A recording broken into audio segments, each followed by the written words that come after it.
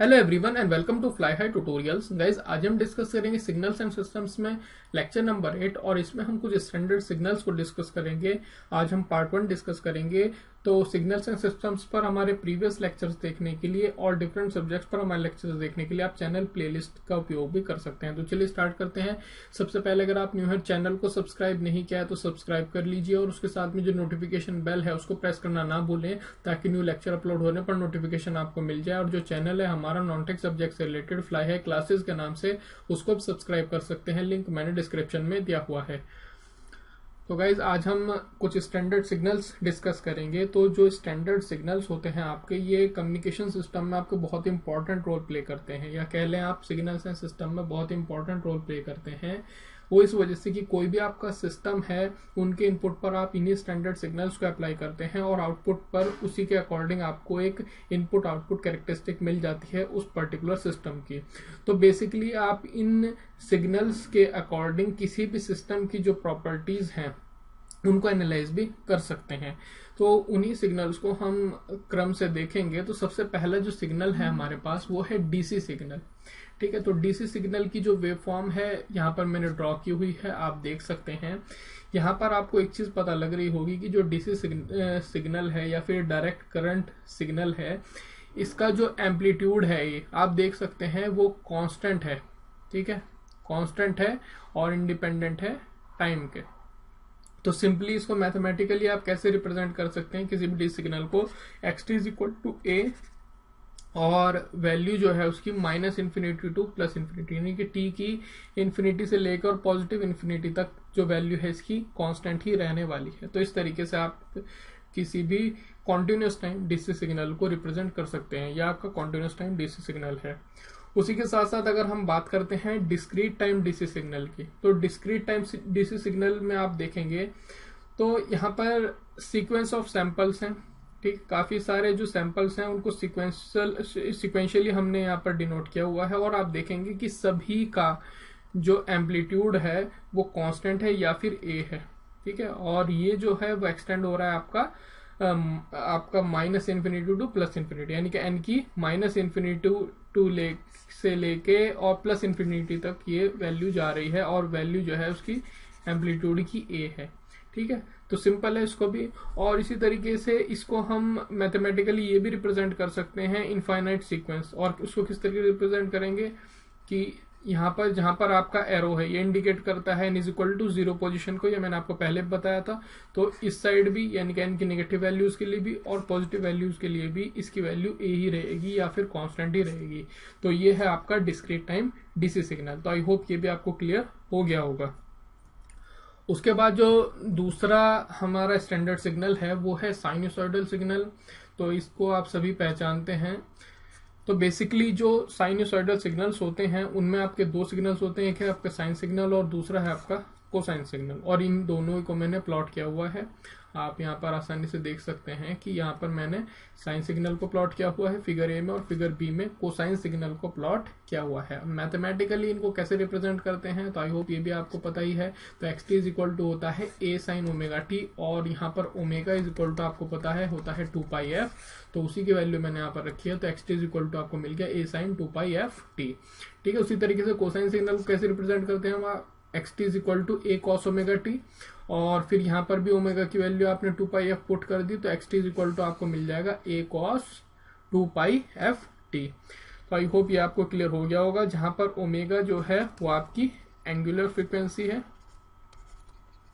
और a आपका amplitude ही है, जो कि आप इसमें ग्राफिकली भी देख सकते हैं।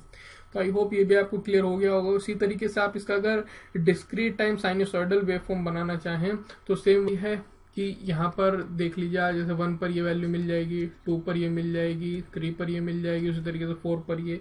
तो सिंपली है उसको भी आप रिप्रेजेंट कर सकते हैं xn is equal to a sine omega n और कोसाइन के केस में xn is equal to a cos omega n। ठीक है, तो ये सिंपल है, इसमें कोई भी आपको प्रॉब्लम नहीं होनी चाहिए।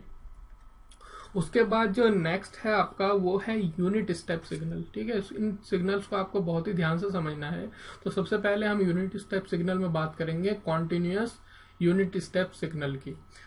तो यहाँ पर आप देखेंगे कि यूनिट स्टेप सिग्नल को मैंने ग्राफिकली इस तरीके से यहाँ पर प्लॉट किया हुआ है।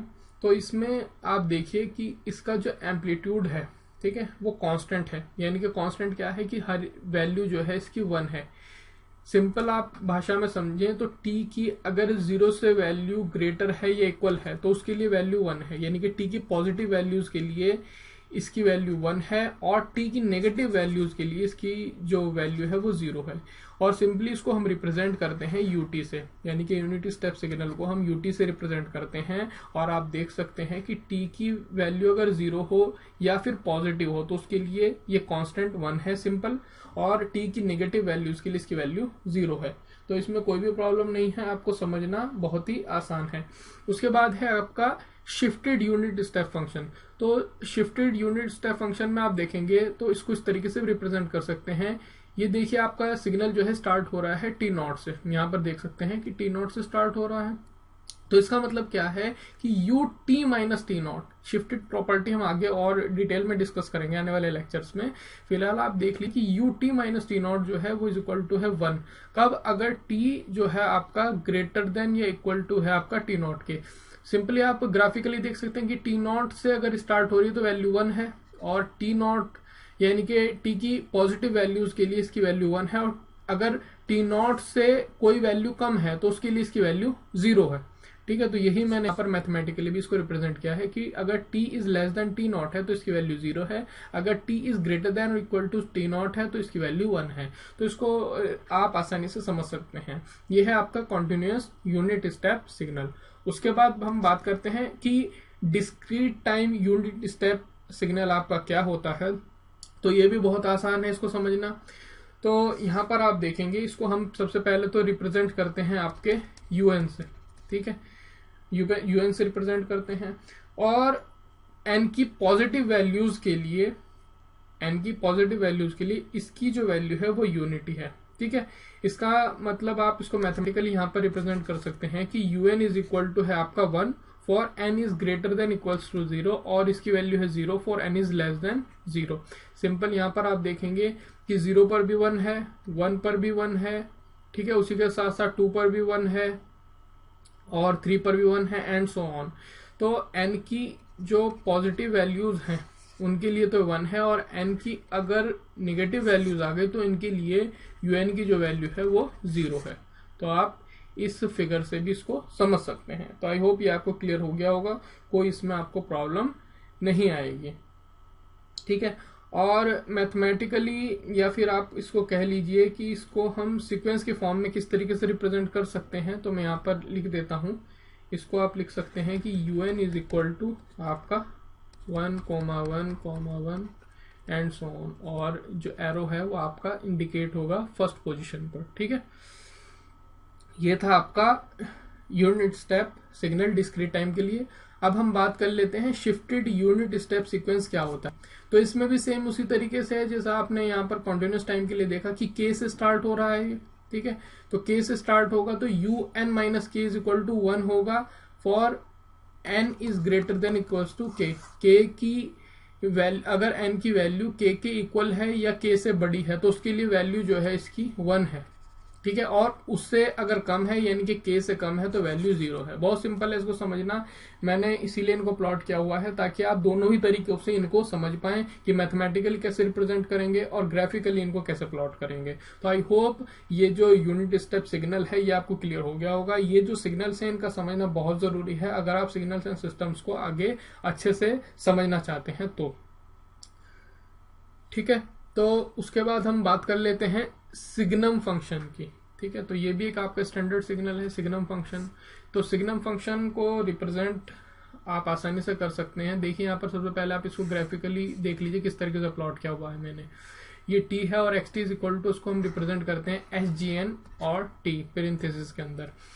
तो मैथमेटिकली इसको रिप्रेजेंट करेंगे कि sgn t यानी कि सिग्नम फंक्शन की वैल्यू 1 होगी for t is greater then 0, ठीक है, और -1 होगी for t is less than 0। यहाँ पर आप इसको इसी तरीके से प्लॉट करेंगे कि अगर देखिए t की अगर पॉजिटिव वैल्यू है तो उसके लिए इसकी वैल्यू है 1, और अगर t की नेगेटिव वैल्यूज हैं तो उसके लिए वैल्यू है इसकी -1। तो बहुत आसान है इसको समझना, और इसीलिए जो आपका सिग्नम फंक्शन होता है वो ऑड या फिर एंटी सिमेट्रिक फंक्शन भी होता है। वो आप आसानी से इसको देख सकते हैं कि ये ऑड फंक्शन है आपका। ऑड और इवन फंक्शन पर मैंने आपको लेक्चर दिया है, तो वो आप उसको भी जाकर देख सकते हैं। ये था आपका कॉन्टिन्यूस टाइम के लिए। उसी तरीके से जो डिस्क्रीट टाइम सिग्नम फंक्शन है वो भी सेम आपका इसी तरीके से ग्राफिकली आप प्लॉट कर सकते हैं। और ये सिंपली आपको ऑब्टेन किस तरीके से कर रहे हैं, आप डिस्क्रीट टाइम सिग्नम फंक्शन की बात करें और किसी फंक्शन की, तो जो डिस्क्रीट टाइम सिग्नम फंक्शन है आपका उसको आप ऑब्टेन कर सकते हैं जो आपका कॉन्टिन्यूस टाइम सिग्नम फंक्शन है उसकी सैम्पलिंग करके। तो सैम्पलिंग थ्योरम के बारे में आगे पढ़ेंगे। तो सिंपल है, यहाँ पर देख सकते हैं आप कि जो सैंपल वैल्यूज हैं उनकी वैल्यू है +1। यहाँ पर देखिए +1 अगर n जो है आपका ग्रेटर देन 0 है, और इसकी वैल्यू है -1 अगर n इज लेस देन 0 है। सेम वही कॉन्सेप्ट है जो हमने ऊपर डिस्कस किया है। तो आई होप ये भी आपको क्लियर हो गया होगा। उसके बाद हम बात कर लेते हैं कि रेक्टेंगुलर पल्स आपकी क्या होते हैं। तो रेक्टेंगुलर पल्स जो है वो मैंने आपकी यूनिट एम्पलीट्यूड के लिए यहाँ पर डिजाइन की हुई है।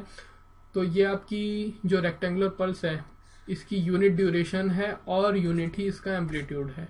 सिंपल सी बात है, यूनिट ड्यूरेशन का मतलब क्या है कि यहाँ से यहाँ तक ये जो वैल्यू है वो यूनिटी है और एम्पलीट्यूड भी इसका 1 है। इसको रिप्रेजेंट करते हैं हम RECT और पेरेंथेसिस के अंदर T, क्योंकि T वेरिएबल है आपका, तो रेक्टेंगुलर T। उसी के साथ साथ इसको हम मैथमेटिकली कैसे रिप्रेजेंट करेंगे। सबसे पहले तो आप ये देखिए कि T इज इक्वल टू 0 के अराउंड ये आपकी सेंटर्ड है, यानी कि जितनी वैल्यू इधर होगी उतनी ही वैल्यू इधर होगी। तो सिंपली इसको आप रिप्रेजेंट कैसे करेंगे mathematically. Rect T is equal to 1 होगा, वैल्यू 1 है, एम्पलीट्यूड 1 है। कब? अगर T की वैल्यू -½ से लेकर +½ के बीच है, ठीक है, ये इसके इक्वल है, और 0 होगा इसके अलावा। तो बहुत आसान है इसको समझना। ये है आपका, अगर रेक्टेंगुलर पल्स की ड्यूरेशन भी आपकी यूनिटी है और उसका एम्पलीट्यूड भी यूनिटी है। उसी के साथ साथ अगर आपकी कोई रेक्टेंगुलर पल्स है जिसका एम्पलीट्यूड A है, जैसे कि यहाँ पर देख लीजिए, और ड्यूरेशन T है, तो कितने भी ड्यूरेशन की हो सकती है और उसका कुछ भी एम्पलीट्यूड हो सकता है, लेकिन इसमें चीज एक कॉमन यही रहेगी कि T इज इक्वल टू 0 के जो अबाउट जो है ये आपकी सेंटर्ड होगी, यानी कि जितनी वैल्यू आपकी नेगेटिव साइड में है उतनी ही वैल्यू आपकी पॉजिटिव साइड में है। तो इसको आप रिप्रेजेंट कैसे करेंगे, तो उसके लिए आप इसको रिप्रेजेंट करते हैं RECT T/T, ठीक है। Rect T/T is equal to A है, एम्पलीट्यूड A है, अगर T की वैल्यू -T/2 से +T/2 के बीच है, ये इनके इक्वल है, यही मैंने रिप्रेजेंट किया है, और इसके अलावा 0 है।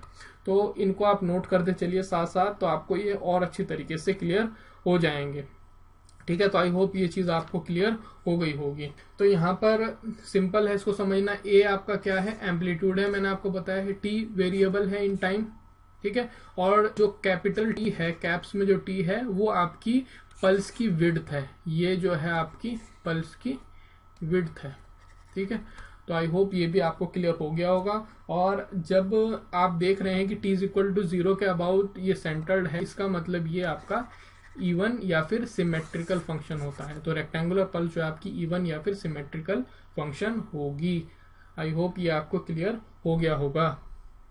उसी के साथ साथ इसमें एक चीज और आप देखिए कि जो रेक्टेंगुलर सिग्नल है इसको हम फ्रीक्वेंसी डोमेन में भी रिप्रेजेंट कर सकते हैं। कैसे? सबसे पहले आप इस फिगर को देखिए, ये XF है, F से रिप्रेजेंट करते हैं, और -FM से लेके +FM तक सिग्नल है, और विड्थ जो है इसकी वो 2FM होगी, ठीक है, यानी कि FM -FM, तो ये कितनी हो जाएगी आपकी 2FM। तो इसीलिए इसको आप रिप्रेजेंट करेंगे, जहां पर आपका T था वहां पर आपका F आ जाएगा। A आपका सेम वही है, एम्पलीट्यूड है आपका, और इसको रिप्रेजेंट करेंगे आप रेक्ट F/2FM, ठीक है। ये जो है आपकी ये विड्थ हो गई है आपकी, ये आपकी विड्थ है, और विड्थ जो है वो इज इक्वल टू है आपकी 2FM के। तो आप यहाँ पर जहां पर T था आपका वहां पर आपका 2FM आ गया है। तो आई होप ये भी आपको क्लियर हो गया होगा, कोई इसमें इतनी प्रॉब्लम नहीं है। आने वाले लेक्चर्स में हम कुछ और आपके स्टैंडर्ड सिग्नल्स को डिस्कस करेंगे। फिलहाल आई होप ये सारे आपको लेक्चर में जो मैंने आपको सिग्नल समझाए हैं वो क्लियर हो गए होंगे। अगर आपको ये लेक्चर पसंद आया है तो जरूर लाइक कीजिए, लाइक करने से ही हमारा मोटिवेशन लेवल बढ़ता है, और ज्यादा लेक्चर बनाने का प्रयास करते हैं। और कमेंट करके बताइए कि लेक्चर कैसा लगा है। शेयर कीजिए अपने फ्रेंड्स के साथ में जिनके लिए आप समझते हैं कि लेक्चर इंपॉर्टेंट है। फेसबुक पेज को लाइक कीजिए, ट्विटर पर फॉलो कीजिए, लिंक सभी के डिस्क्रिप्शन में दिए हुए हैं। सब्सक्राइब नहीं किया है तो सब्सक्राइब जरूर कर लीजिए और इन वीडियोस को भी चेकआउट कर सकते हैं। तो देखने के लिए आप सभी का बहुत बहुत धन्यवाद। आप सभी का समय शुभ रहे। Thank you very much.